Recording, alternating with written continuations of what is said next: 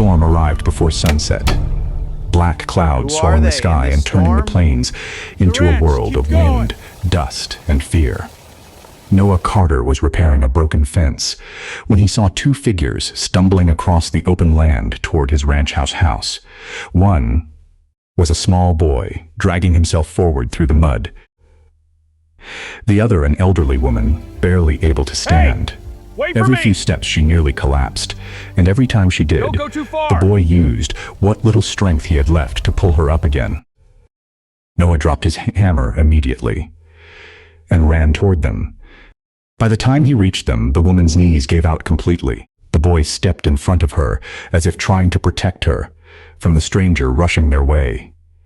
His face was pale with exhaustion, his clothes soaked, his bare hands cut from rock and thorn. "Please," he whispered through shivering lips. "Don't send us away. My grandma won't survive another mile." Noah looked into the distance. No horse, no wagon, no shelter anywhere, only the coming storm. Without asking a single question, he lifted the old woman into his arms and told the boy to follow. They hurried toward the ranch as thunder shook the valley. Rain hit hard before they reached the porch. Noah kicked the door open, carried the woman inside, and set her beside the fire.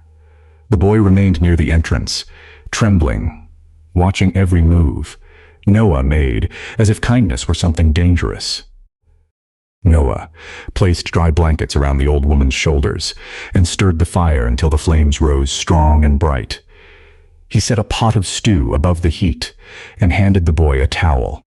The child did not move at first. He only stared, measuring the man in front of him. Noah noticed many things at once. The boy's shirt was torn, yet the fabric had once been expensive. His boots were ruined, yet handmade by someone skilled. The old woman's coat was patched like a beggar's, but the buttons were silver. Strange signs for people who claim nothing. "Eat," Noah said quietly, sliding bread across the table. Hunger defeated suspicion. The boy grabbed the bread with both hands and devoured it too quickly, then apologized for his manners. Noah said nothing, only poured him warm tea. After several minutes, the child finally spoke. "My name is Eli. Her name is Margaret. Thank you for letting us in." Noah nodded once. During the night, Margaret woke in terror, crying about riders, fire, and a man named Harlan. She clutched a small leather satchel tied to her wrist even in sleep. Noah gently calmed her, but the name stayed in his mind. Before dawn, he stepped outside and found fresh hoofprints circling the ranch house. Several horses had come close in the dark and then turned back. Whoever Harlan was, he already knew where they were. Morning had barely Noah, settled we need when to talk. 3 riders entered State the your yard business, without Harlan. invitation. This land is mine Their now. leader wore a Leave. clean black Over my coat, dead body. too fine So for be ranch it! work, Bring and it! smiled the way wolves might smile if given human faces. He introduced himself before Noah asked. Victor Harlan. He claimed to be business manager for the late Governor Whitmore's estate. He said a thief boy and a lying old woman had stolen legal documents and money. He said returning them would be rewarded generously. Noah leaned against the porch rail, unimpressed. Inside the house, Eli peeked through the curtain with fear he tried to hide. Margaret gripped the satchel so tightly her knuckles turned white. Noah had seen enough men in his life to know when truth entered a room, and when lies rode in on horseback. Harlan tossed a pouch of gold into the dirt at Noah's boots. "Hand them over quietly," he said, "and keep the money." Noah picked up the pouch, weighed it once in his hand, then threw it back harder than it landed the first time. "Take your riders and leave my land." Harlan's smile disappeared. "You don't know what you're choosing." Noah stepped off the porch slowly. "I know exactly what kind of man offers gold for children." The riders stiffened. Harlan's eyes went cold. "By tomorrow night," he said, "you'll beg me for mercy." Noah watched them leave in a cloud of dust, and knew peace had ended the moment he opened that door. That evening, Margaret finally told the truth. Years ago, her daughter had married Governor Whitmore's only son. Both died within months of each other, leaving behind one child, Ellie. The governor loved the boy and named him heir to the largest ranching fortune in the territory.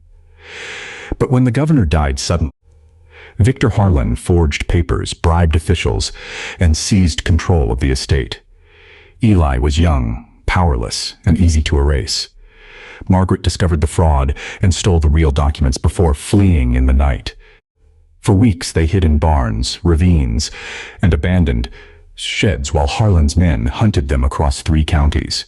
Noah listened in silence. Wealth meant little to him.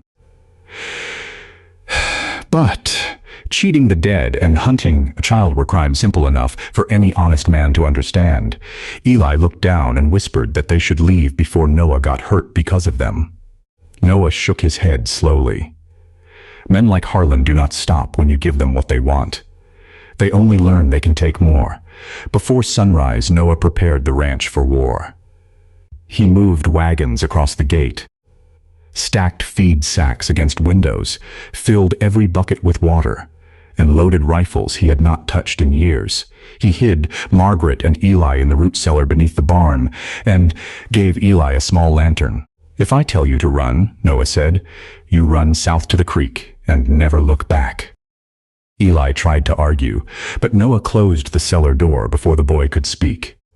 By noon, Harlan returned with 8 riders and a paper signed by a corrupt judge ordering surrender. Noah tore the paper in half without reading it. The first shot came seconds later. Wood splintered. Glass shattered. Horses screamed. Noah moved with cold precision through his yard, firing only when needed, forcing riders behind barrels and fences. He cut loose 2 panicked horses that crashed through Harlan's own men. He rolled a burning cart downhill into their cover. He knew every inch of the ranch, and every inch became a weapon. Smoke drifted across the yard as the fight turned desperate. Harlan seized young Tom, Noah's stable hand, who had ridden back from town at the worst possible moment. Pressing a revolver to the boy's head, Harlan shouted for the documents. Noah stepped into the open with his rifle lowered. "Let him go." Harlan laughed cruelly. "You'd die for a hired hand?" Noah answered without hesitation. "No, for what's right." In that instant, Eli burst from the cellar, holding the satchel. "Take it," he shouted. Everyone froze. Harlan lunged toward the boy, but Margaret swung a shovel with surprising strength and struck his arm. The gun fired harmlessly into the sky. Noah moved like lightning, tackled Harlan to the ground, and pinned him in the mud. The remaining riders surrendered when town deputies arrived. Led by an honest marshal Tom had secretly warned before returning. The forged papers were exposed. The real documents were opened. Victor Harlan was taken away in chains, screaming promises no one cared to hear. Weeks later, Eli inherited the Whitmore estate, but the first paper he signed transferred Dry Creek Ranch into Noah Carter's name, free of debt forever. Noah tried to refuse, yet Eli smiled and said, "You gave us shelter when you believed we were nothing. Let us thank you now that you know everything." Noah kept the ranch, but something greater than land returned to him. Laughter filled the house again. Boots crossed the floor at supper.